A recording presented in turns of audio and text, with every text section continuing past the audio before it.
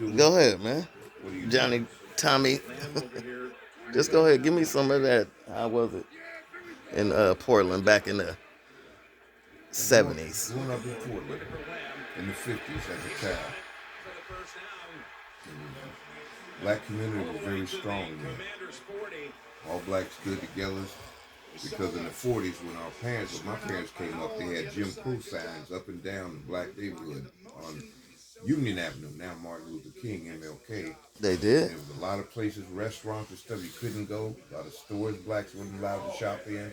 All up and down Union Avenue, Williams Avenue. And then as the black people, my parents got good jobs and started making money buying houses. One by one, the signs start coming down because they was missing money. So you mean they started allowing black people to buy? Yes. Mm-hmm. Yeah. Fuller's Restaurant, which became the gas room later on, and Palmer Bakery. Uh, Silk Hat, which was a This, Chinese restaurant, all had Jim Crow signs. do I remember the silk hat? Was that the black? Oh no, that's what was the silk hat? The sign with the black hat on it, Yes. huh? On MLK and Sumner, Union and Sumner Street. And so Union Avenue was the Hostro back then, was it? No, And Williams Avenue was Williams and Russell, just that one intersection. From Russell to Knott. That was the stroll back then. The low end, they would call it. did a lot of people come to that track from other states? Yes, you can see Cadillacs with all kind of license plates down there. You ever heard of the dude Don Bishop Juan? Yes, I have, Don Juan. Huh? Yes, I have. He like a preacher kind of now, but he still look and dress the part. Well, that's open for discussion. That's over for discussion. If anybody doing anything wrong and illegal, wouldn't let it be known. Yeah, he ain't doing nothing wrong and illegal. He just He doing couldn't be. no. But he wouldn't Right. put his face up there. Absolutely, Nobody who's smart would do that. absolutely. So the transition from the '70s to I'm the going to tell you, from the 50s goes to the 60s. And Portland was a wide open town. What I mean by wide open growing up, the black community was allowed to operate anything they wanted to. The only thing that law enforcement was down on was dope, was heroin, mainly. As long as you didn't have dope game, you wouldn't have to worry about any police. You could open a house, you could rent a house, open for after hours, serve drinks, serve food, have gambling. You wouldn't have to pay anybody, which is most unusual in a city because usually you have to kick out to somebody. right. You didn't have to kick out to anybody. It was all profit, and that went on from the 40s all the way up to the time when the gangs started. That's when everything So, changed. but back then, a lot of more black people owned businesses in Portland and Northeast, huh? Yes, many black-owned businesses. Just man, almost hundreds of them. All kinds of businesses. What happened to that? Well, as my parents' generation got older, they retired, and then the young kids like us, they were mainly out of the South, and they come here to give their children a better life than they had. Like every Yeah, parent wants yeah. their children to have a better. And what happened in Portland to us, my generation, we got spoiled. We were like little rich white boys, and we never picked up a lot of the teaching that we were because we were given everything, and that way we don't appreciate anything. And so the problems you see in America today is because of my generation and younger. We didn't pick up the ball, keep it going. Mm. Did y'all so yeah, so do you think y'all's generation was role models for the generation under y'all? No, we no role model for anybody. No, we the ones that dropped the ball. Everything went crazy when we became our parents. We never kept what we were taught. We were just like a bunch of hippies, So individualists.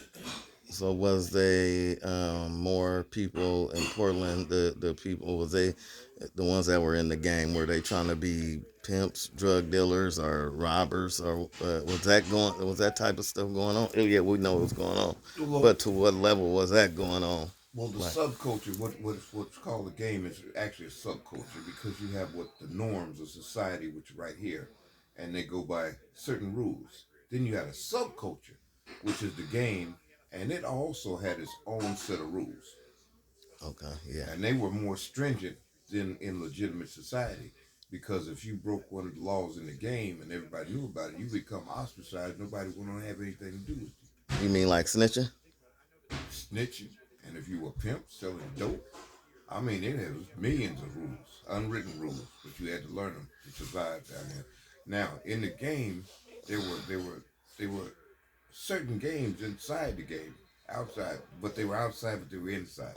Like they were dope dealer, that was considered a game. Pimping, that was considered a game. Hustling was considered a separate game. Player was a separate game. And it went on. All of these juniors had their own set of rules and what you would call the codes and ethics of the game, which you had to abide by. If you broke any of them and everybody found out about it, you were ostracized or you'd be talked about. So everybody followed the rules of the game. Mm. And if they didn't, Ostracization. Yeah. So, Everybody would see you as a sucker or something. I mean, they were stringent too. And everybody would try you. everybody. Females would try you, guys would try you to see if you were real. What you But say. so was it any much black on black crime back then that you? None. Huh? None. From the time I grew up in the 50s to the late 70s, I cannot remember one black person killed by the police in Portland, Oregon. I can only remember a handful of blacks that got killed by blacks in the community. Yeah. So that's what I'm saying. Was that going on? The blacks killing blacks. No, very rare. You remember the first one The first one, that you could recall? the first one that I can recall would be some brother I heard about when I was in Seattle that was in the car and the police pulled up and shot him in the car. I mean, okay, that's the police one. What about another black man? Oh, black on black. Yeah, there was one back in the day, a boxer, ex-boxer by the name of Thad Spencer. Thad, I Yeah, know up Thad. in the gas room. Well, Thad killed somebody. I forget who shot him first. Somebody shot Thad. Yeah, Cause I know with a Thad. 45, and it went straight through him. And then the guy had a 25. He shot back with a 25 and killed the guy. Thad did. I'm pretty sure. My stepfather told me. He said, My dad, yeah, I know Thad real good. His kids and all. "Yeah, I believe that The boxer. I He believe was his father yes. was a manager when he boxed." Wow. And my stepfather told me, he said, "We see there a big caliber pistol." He said, "You can shoot somebody." He said, "It goes straight through him, but you pull a 25 and kill him." Right. He said, "So you always want to have something that's going to stop him, that's going to weight him down." He said, "I'll take a 38. Yeah. That was my stepfather. That's in the middle. Yeah. He said, because you put the weight in him and don't go through him. He said, you would keep on popping, you would weigh him on down. I remember he told me that. You weigh him on down with them 38s.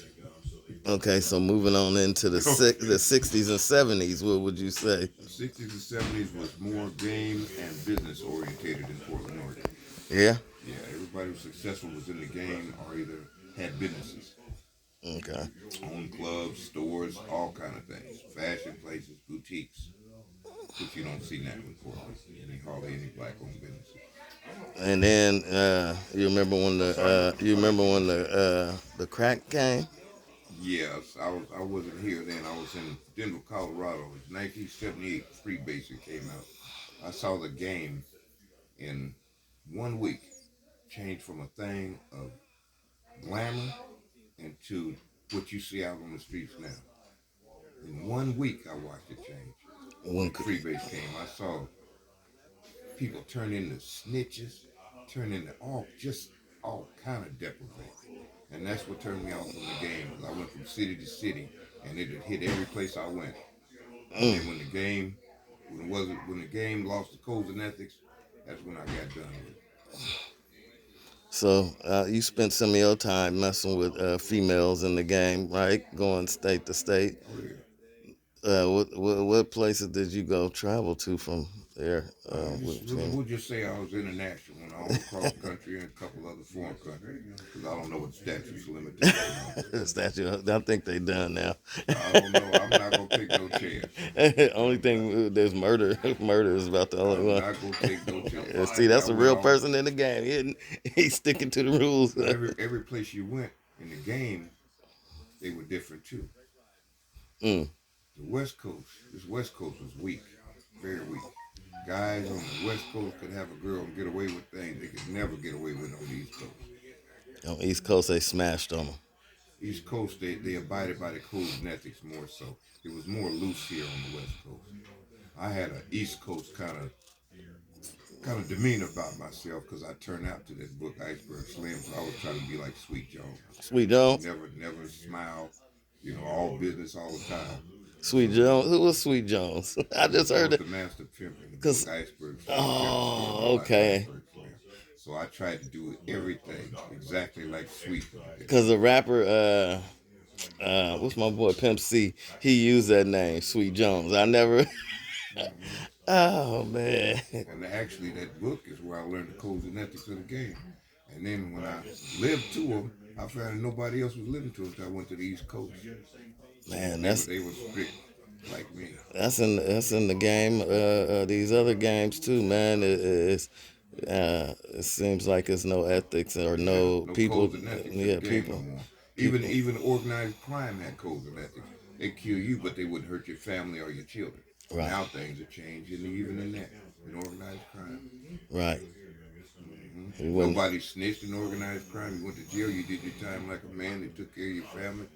But when that dope came in, though, they're giving that big time now. Nobody want to go to jail, do that big time, so then they turn.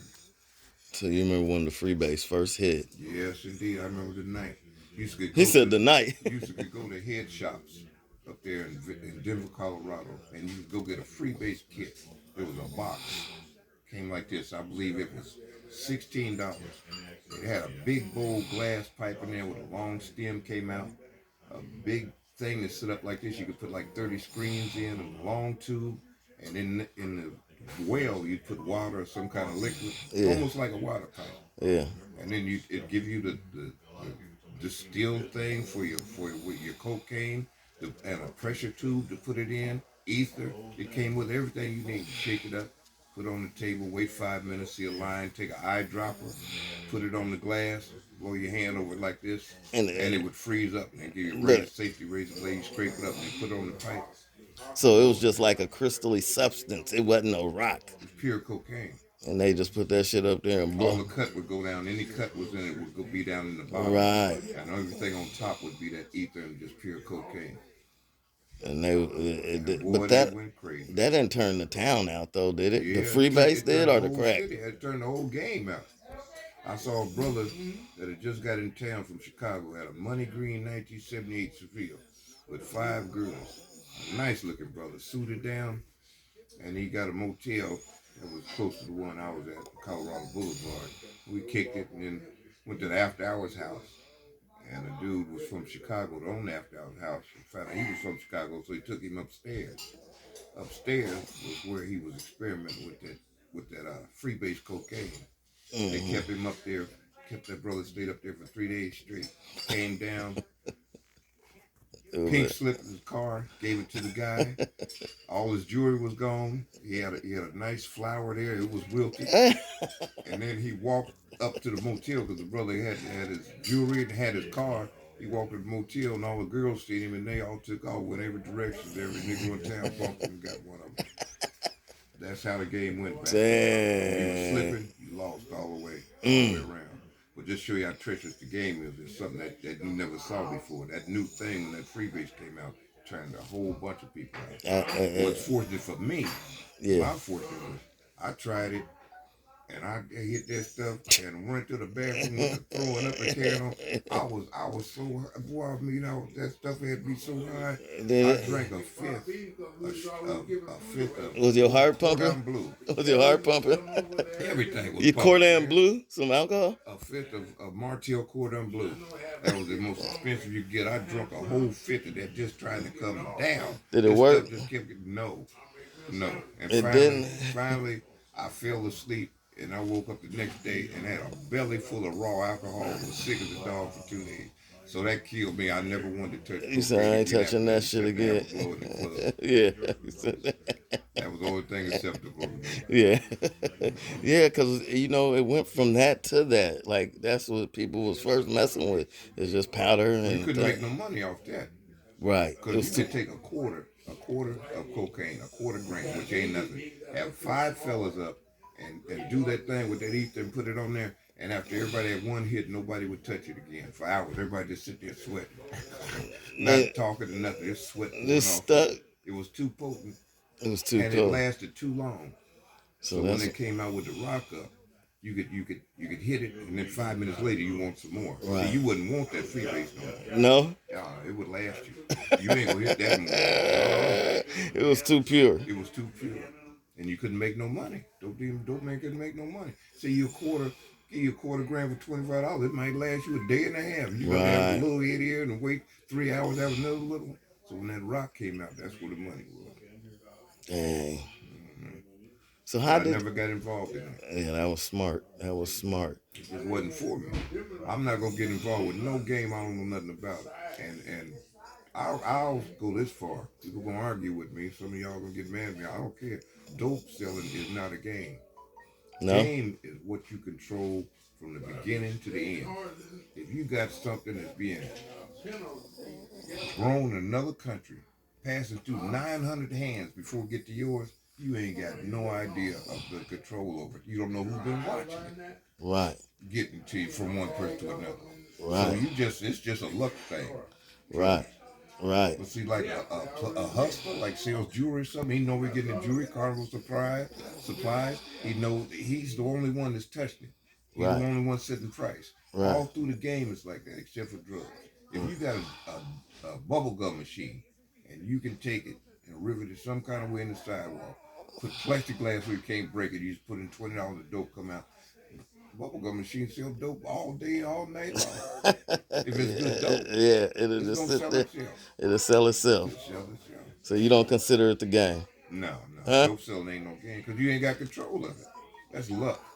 Mm. Anytime somebody give you something that you can get 50,000 years on, and you don't know where it come from, who done seen it, where no, there's no control.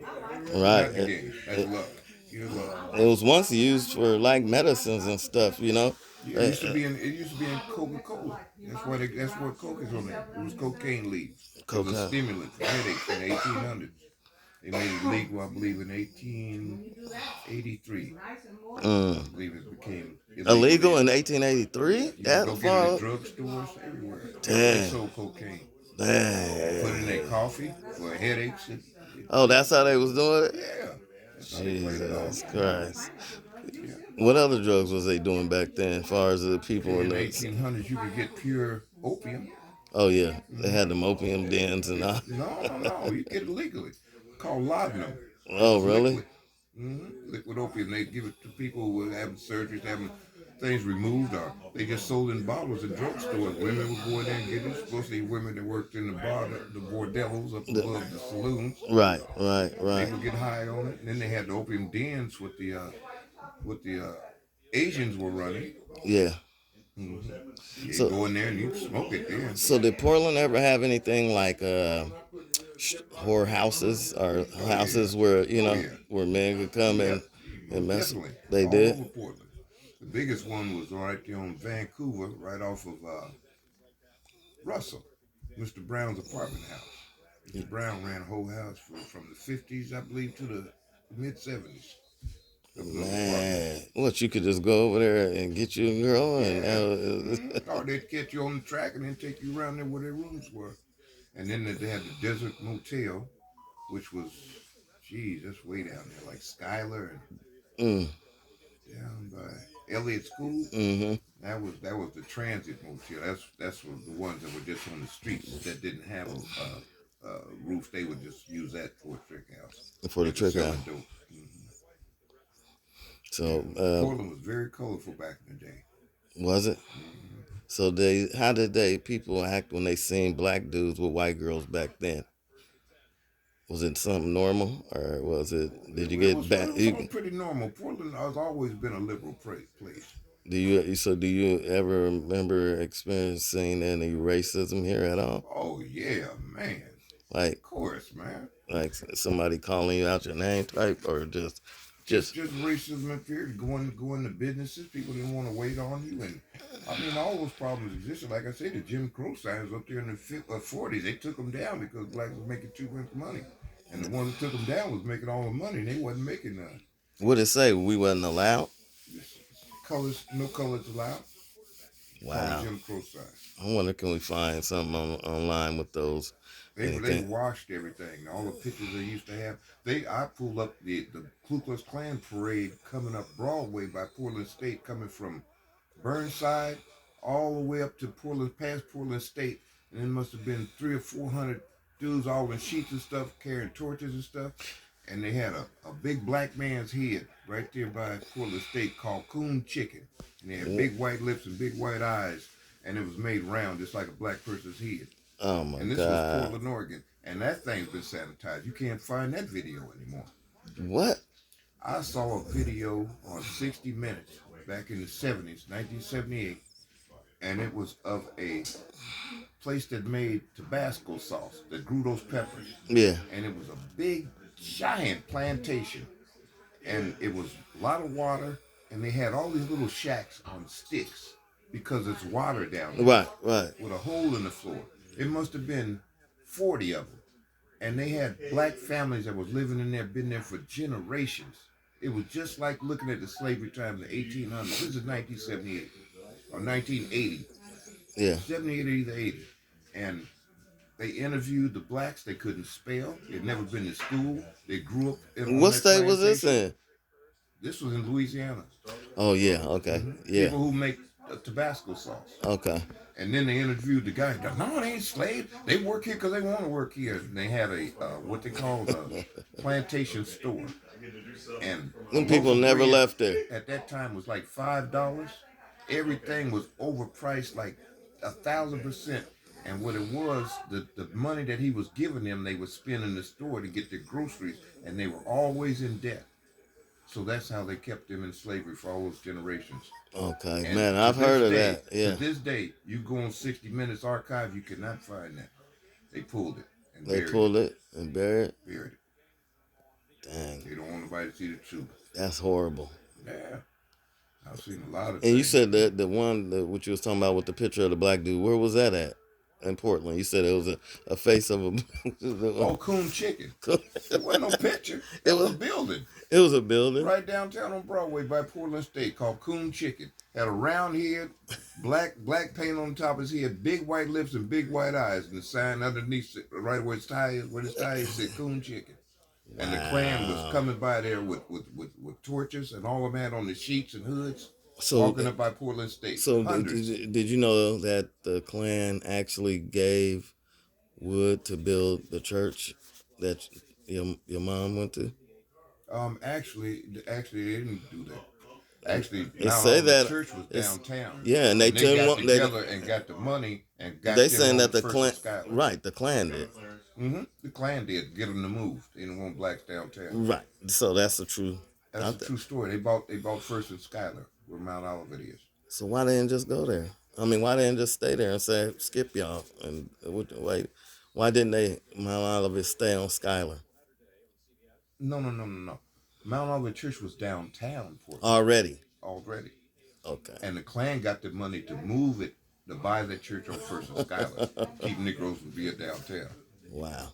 Mm-hmm. Just get them out of here. But you got to understand though, Portland was all white, and my mother said that she was in Texas, and they put in newspapers all over the South that they were looking for workers in Portland, Oregon, because they had jobs and they didn't have the workers, and they promised them they'd come up here to be good wages, they'd have a place to live, and they would be treated decently.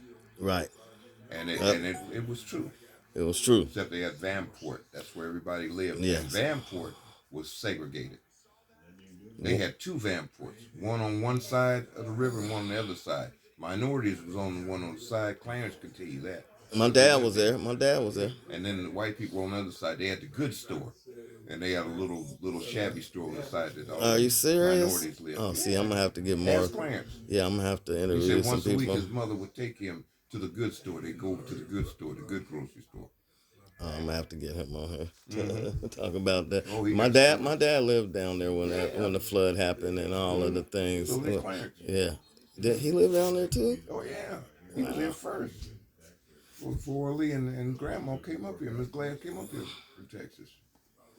So when did you see the transition of Portland really getting to being messed up? Like far as when the gangs came in the 80s. You was gone then, or you was? I always came back. I know. But that's when I noticed everything changed. Because the first thing I noticed, you couldn't have after hours house no more. Why? because it was your generation coming in and make everybody lay down on the floor. That's why. Before that, I go to After Hours House, man, in the 70s. I Pull mean, out in some money and everything, huh? Chicago, any place, jewelry down, every player would. Jewelry down, big bankroll, take his bankroll, throw it on the floor, stand up on the go to outside when nobody touched nothing. Get outside, nobody would rob you. I wish you would get jewelry down, talking about you open up an After Hours House. You last about as long as a snowball with a red hot stove. And that's the pitifulness in this society. Man, it's sad. That's sad. Black person can't have nothing. Because one of the dudes got killed. Who was that got killed at his own After Hours, man? Really? Yeah. Who was that? You know, Tom? He got killed at his own After Hours. I forgot his name. Out here. He might have didn't die. He got shot. I thought he died. DC Dan on first I know got shot there After Hours. Nah, he Got shot in the face. yeah, I forgot this. I gotta, yeah, it was one. I think I can't remember who did I know it. about in Portland that got killed that on the After Hours House was Big Poop. Marvin? Big Pooh? Big Poop. You know, He was gang. good shit. Yeah, nah, that ain't. I can't remember. Big Poop said if I go to jail, I'm taking half the Portland police force with me. Why? 2 days later, he was found assassinated, blew his house up. Who, the police? You think? Yeah, it had to be. Yeah. He said if he went to jail, he'd take half the Portland police force with him. You remember when the police threw some possum in front of Mm-hmm. one of the black Yeah, I just establishment? came into town when that happened from the Burger Barn. What they do? Just threw it. What was it? Possum? Yeah, dead possums. A number of them for each one of Shadow's sons. He had 4 sons. So 4 did the dead police possums. mess with y'all in any of that time of your life growing up here? Were they like y'all, seeing y'all in groups? Did they harass y'all or do anything, or they just left y'all alone? No, they left us alone. Did- we knew how to. We were taught how to talk to the police. You So- know, the Bible got a very, very, well, it got lots of good things there, but this says I believe it's something like a gentle word turneth away wrath. That's very true. We could all, my generation, we could play for the police. We'd never end up in no thing where the police snatched us out the car and put the gun in our head and get us whooped. We played for them. See, you guys can't play. The younger generation can't play for the police. We Right. play. He said you We play. got game. Hey, you guys sir. ain't got no game. Younger generation, you guys ain't got no. That's why the police always end up whooping your ass and killing you. Because you want to talk shit to him. I always talk smart to him, That's man. what I'm saying. Always, and they always, yeah, I used always. to talk crazy to them too. I used to send them to work, tell them to go put on hot pants, but I knew how to do it though. Right. You do And too then much. if one came to the one aggressively, I knew just how to play. Right. And you know, you be proper. That throws people off. That's what it means. A kind word turns away wrath. A kind word takes away wrath. Remember that. Yeah, that's biblical. It come out the Bible. A kind word Police takes come up away to, wrath. yeah, where you going? Nigga, you know, you're driving through the... Oh, I'm sorry, officer. I'm terribly sorry. I don't want to, always respect the law and things. It's hard for that man to be when you playing him then. Yeah. And you start talking crazy on his game, that's what he wants you to do, because he gonna act the fool. My thing was getting my money and laying back watching TV and hand me a blow or something, and a nice cognac or something. Yeah. It wasn't about that. Yeah. So I never did let nobody play me or manipulate me. But it's easy to manipulate people these days because they ain't got no game. And I'll tell you something else too. Older players these days, when I was a young man, when I knew I wanted to be in the game, I'd go around older fellas who was in the game. I always bring them something, go by the liquor store, get something, get a blow or something, bring so they can start kicking their game so I can steal. Ain't nobody trying to get no game. They don't want no game no more. Right. That's why the game is so fucked up and lost, right? But there's no rules no more. Anything goes. Fella can say he's a pimp and then you go to this place and he's got a pound of dope on the floor he's selling. See, that would never happen. But back in the day, a dope dealer wouldn't drive a Cadillac. All dope dealers drove Lincoln Continentals, believe it or not. And pimps drove Cadillac. It was that divided. Damn. Mm-hmm. To let you know, huh? Yeah. Damn. See, a Lincoln Continental, that's a D-boy. So they probably thought my dad was a D-boy. I think we were out of that era by then. He had a Lincoln up into the 80s. We were out of that era by then. He had the suicide Lincoln too. So The D-boys would look like pimps back then. They would be dressed and stuff, but instead of the Cadillac, they'd have a Lincoln outside so you know what game he was in. They do that purposely so brawls know what game he was. where did Cadillac come from? Why it seem like it's an organ car to me? I don't know why. It seems that way too because your great grandfather had a lot to do with that. Really? Your great grandfather Evans, was an inventor. Okay. He put a motor on the ice cream, really the first electric ice cream freezer. Yeah. He invented also something else electrical that I can't remember right now. Johnny could tell you. Uh-huh. And he also went to General Motors in 1956 and bought them the outline of a 1957 Cadillac with fins on it. Right. And he took it to research and development, and they told him no, they weren't interested in it. Cadillac would never be interested in it. So he goes back to California.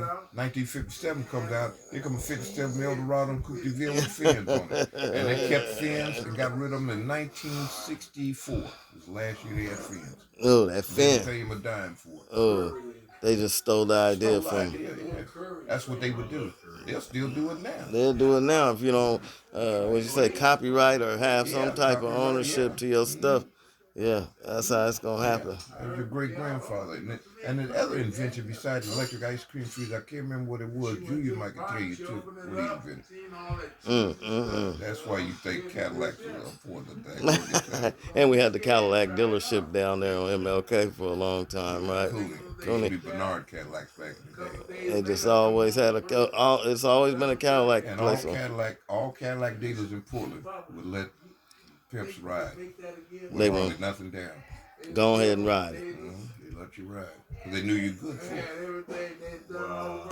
All right, man. Well, Absolutely. this is Tommy. And man, we're gonna get back with him on a later date. It's the first out of many.